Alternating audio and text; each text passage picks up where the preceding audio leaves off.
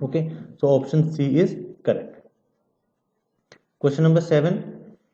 If medium between two charges is air, then the value of constant k is in SI system is, जैसा कि हमने पीछे अभी जो न्यूमेरिकल किया था, न्यूमेरिकल नंबर 5 जो हमने किया है, उसमें हमने जो वैल्यू ली थी, जो हमने कांस्टेंट लिया था, जो वैल्यू हमने ली थी वो क्या थी, F is equal to 1/4 pi epsilon not into Q1 Q2 by R square. इसने पूछा है कि अगर एयर दो चार्ज के बीच में कितनी होती है, क्या होता है, एयर होती है, तो के कांस्टेंट जो हमारा ये वैल्यू है 1/4 पाई एप्सिलॉन नॉट के, इसको हम क्या बोलते हैं, के होता है, और इसकी वैल्यू होती है हमारे पास 9 × 10⁹ न्यूटन मीटर स्क्वायर पर कूलम स्क्वायर इनवर्स। ठीक है, तो इसके लिए ऑप्शन हमारा डी क्या है, करेक्ट है। Next question is 1 microfarad is equal to 1 microfarad is equal to, जैसा कि अभी हमने जो न्यूमेरिकल किया है उसमें हमें क्या दिया गया था, जो चार्जेस दिए गए थे वो माइक्रो कूलम में दिए गए थे, तो हमने उसको कूलम में कन्वर्ट करने के लिए 10⁻⁻6 से क्या किया था, मल्टीप्लाई किया था। तो हमारे पास ऑप्शन सी जो है वो क्या है, इसके लिए करेक्ट है। जो ऑप्शन ए बी और डी दिए गए हैं इनके बारे में मैं आप लोगों को बता देता हूँ। जो 10⁻⁹ है, दिस इज फॉर द, ये हमारे पास जो माइक्रो दिया गया है ये क्या एक प्रीफिक्स है, जो प्रीफिक्स है वो किसी भी क्वांटिटी की वैल्यू को कम या ज़्यादा कर देता है। जैसे यहाँ पे अगर हम 10⁻⁹ की बात करते हैं तो ये नैनो साइज के लिए यूज़ करते हैं हम। जो 10⁻12 है ये पीको के लिए हम यूज़ करते हैं। जो 10⁻10 है ये किसके लिए यूज़ करते हैं, हम एंगस्ट्रॉम के लिए यूज़ करते हैं। Okay, now next question is in equation Q is equal to CV, C is the constant of proportionality called the capacitors। ये पूछता है कि हमारे पास ये फॉर्मूला दिया गया है Q is equal to CV, इस क्वेश्चन में, इस इक्वेशन में C is constant of proportionality called the capacitor, कि कैपेसिटर के साथ किस तरह से लिंक्ड है, क्या हम उसको कैपेसिटर की पावर बोलते हैं, कैपेसिटेंस बोलते हैं, हीट बोलते हैं, या इलेक्ट्रिक इंटेंसिटी बोलते हैं। ये जो हमारे पास ऑप्शन है इसका option B is a correct option. हम जो ये सी है उसको क्या बोलते हैं, कैपेसिटेंस बोलते हैं। Okay, now next question, the force between two charges is 120 newton, if the distance between charges is double then force will B.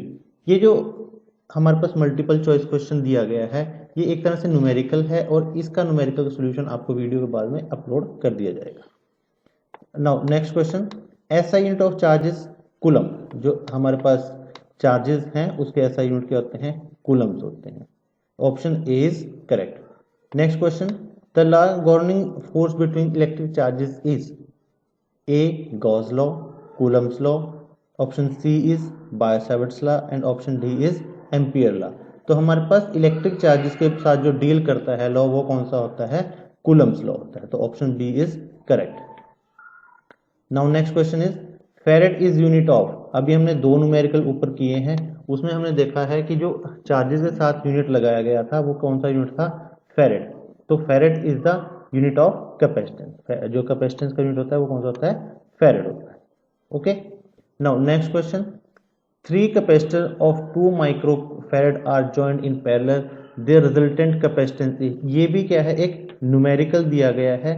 इसमें पूछा गया है कि जब कैपेसिटर को हम क्या करते हैं, जब कैपेसिटर को हम क्या करते हैं, पैरेलल में कनेक्ट करते हैं तो उनका रिजल्टेंट जो कैपेसिटेंस है वो कितना होगा। तो इस न्यूमेरिकल को सॉल्व करने के लिए हम जो फॉर्मूला यूज करते हैं वो कौन सा होगा, when capacitor in parallel, Cp is equal to C1 plus C2 plus C3।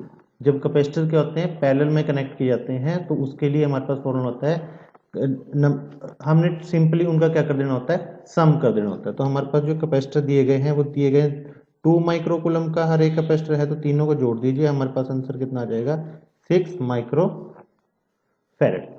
तीनों कैपेसिटर हमारे पास उसका जो रिजल्टेंट आ जाएगा वो कितना आ जाएगा, total capacitance will be equal to 6 micro farad आ जाएगा। तो option A is correct. Now next question is unit of electric intensity is, units of electric intensity is, जो हमने सब सेकंड नंबर पे क्वेश्चन पढ़ा था हमने, जो जिसमें हमसे पूछा गया था, सॉरी क्वेश्चन नंबर 3 जो हमारा था उसमें पूछा गया था इलेक्ट्रिक फील्ड इंटेंसिटी का फॉर्मूला क्या होता है। अब इसका ही क्या पूछ लिया गया है, यूनिट पूछ लिया गया है हमसे, तो इसका यूनिट जो होगा हम इसके जो फॉर्मूला है उससे ही बना लेते हैं। हमारे पास फॉर्मूला क्या था, E is equal to F by Q not. तो E के हमारे पास यूनिट, एफ के यूनिट होते हैं हमारे पास न्यूटन, और जो चार्ज है उसका यूनिट होता है कूलम। इसका यूनिट क्या होता है, कूलम। तो जो हमारे पास इलेक्ट्रिक फील्ड इंटेंसिटी है उसका यूनिट क्या आ जाएगा हमारे पास, न्यूटन पर कूलम, न्यूटन पर कूलम। तो इसके लिए हमारे पास जो ऑप्शन है, option A is correct, option A is correct. Okay, now next question is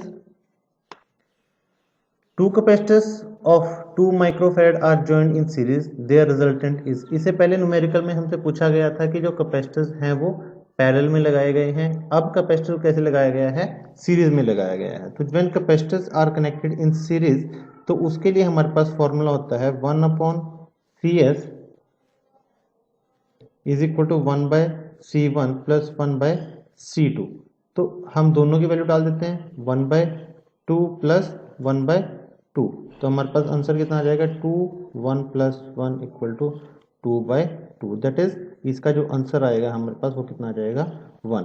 तो इसके लिए हमारे पास जो ऑप्शन 1 है वो क्या है, करेक्ट है। Answer option A is correct, that is 1 micro farad. इसका जो आंसर होगा वो कितना होगा, 1 माइक्रो फैरेड होगा।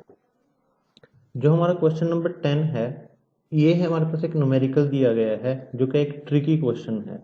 इसका सॉल्यूशन हम कर लेते हैं। ये स्टेटमेंट क्या है, the force between two charges is 120 newton, if the distance between the charge is double the force will be. ये कहता है कि हमें दो चार्जेस दिए गए हैं Q1 एंड Q2। क्यू हमारे पास इसमें दो केसेस बनेंगे कि दो चार्ज दिए गए हैं Q1 Q2। पहले जो दिया गया है कि इसके बीच में फोर्स कितनी है, हमारे पास F1 की वैल्यू कितनी दी गई है, 120 न्यूटन दी गई है।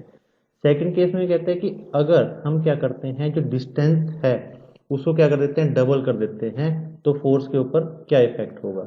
तो हमने जो कूलम्स लॉ का हमारा फॉर्मूला है उसको दोनों केसेस के लिए लिख लिया है। F1 is equal to 1/4 Q1 Q2 upon R1 square. दूसरे केस में लिख लिया F2 is equal to 1/4 Q1 Q2 upon R2 square. ये हमें गिवन कंडीशन है, F1 is equal to 120 Newton और R2 कितना दिया गया है, 2 इंटू R1, मतलब डिस्टेंस को हमने क्या कर दिया है, डबल कर दिया है। तो हम इसके लिए क्या करते हैं, जो हमारी इक्वेशन 1 और 2 है उन दोनों को डिवाइड कर देते हैं। उन दोनों को डिवाइड करने पे हमारे पास जो कांस्टेंट है 1/4 दोनों टर्म में से कट जाएगा, और चार्जेस Q1 Q2 भी क्या हो जाएंगे, कैंसिल हो जाएंगे। हमारे पास इसको सॉल्व करने के बाद हमारे पास जो आंसर आएगा वो क्या आएगा, F1/F2 is equal to R2/R1 square.